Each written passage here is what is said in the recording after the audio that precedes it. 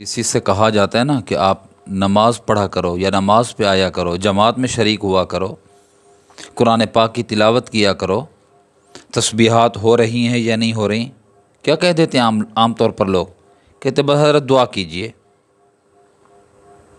ایسے ہر ایک کے ساتھ ہوتا ہے، جب بھی کوئی کسی کو اعمال صالحہ کا کہے نا، وہ کہتے ہیں بس جی دعا کیجئے،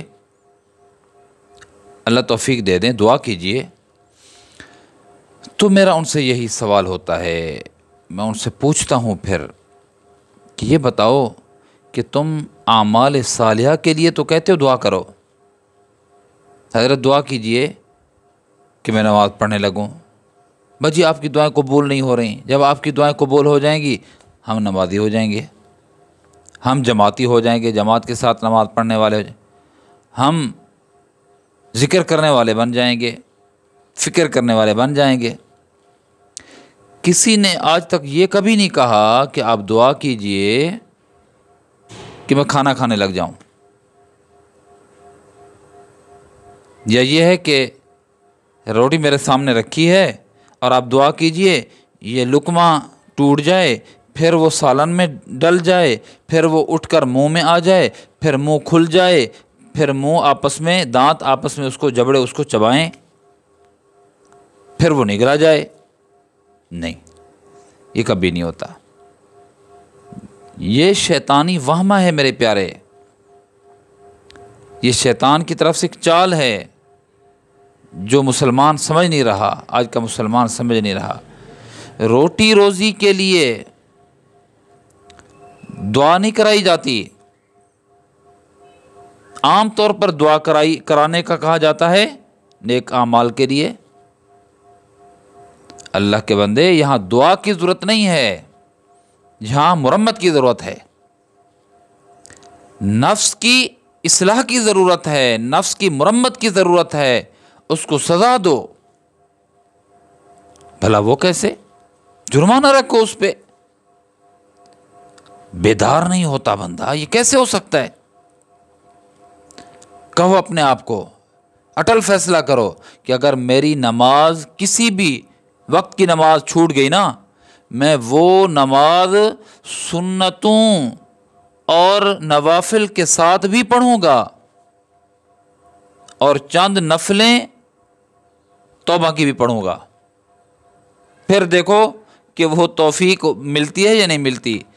نماز پڑھتا ہے بندہ، نہیں پڑھتا، اور اگر یہ بھی کارگر ثابت نہ ہو رہا ہو علاج، تو پھر مالی اپنے اوپر جرمانہ رکھو کہ میری نماز چھوٹ گئی تو میں نماز خشوع خضوع کے ساتھ وضو بھی کروں گا، سنتوں کی رعایت رکھتے ہوئے خشوع خضوع کے ساتھ وضو بھی کروں گا، اور نماز بھی خشوع خضوع کے ساتھ پڑھوں گا۔ پہلے فرض اور سنن کا اہتمام ہوتا تھا، اب نوافل بھی پڑھوں گا۔ نوافل کے ساتھ غفلت ہوئی ہے تو اس کے لیے توبہ استغفار کی نوافل اور بھی پڑھوں گا۔ پھر اپنے اوپر اتنی جرمانہ تو مالی رکھنا چاہیے نا، دل کہے وہ اتنا، ہاں دل کانپے، اوئے نکلے، ہائے نکلے، اتنا جرمانہ، ایک نماز پہ 100 روپیہ، 5 نمازیں ہیں 500 ڈیلی کا، اتنا تو میری انکم نہیں ہے۔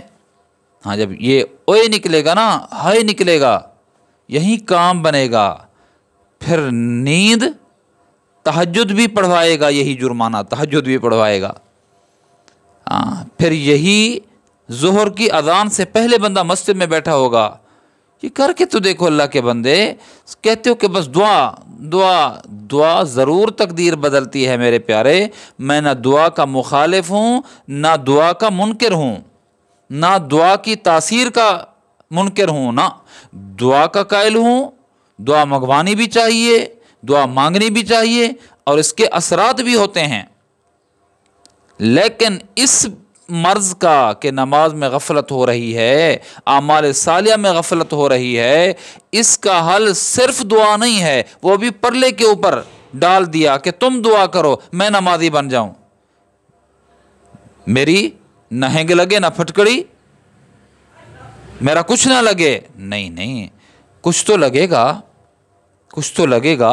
یہ نفس جو پلید ہو چکا ہے اور اللہ کے سامنے جھکنے نہیں دیتا، اس کو رگڑا تو لگے گا.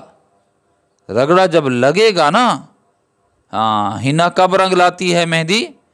رگڑا کھانے کے بعد. تو یہ نفس رنگ لائے گا. صبغۃ اللہ ومن احسن من اللہ صبغہ. اللہ کے رنگ میں تب رنگے گا جب یہ رگڑا کھائے گا، مجاہدات کرے گا، ریاستیں کرے گا، اس کو رگڑا لگے گا، تب یہ رنگ اللہ کا پیدا ہوگا اس کے اندر.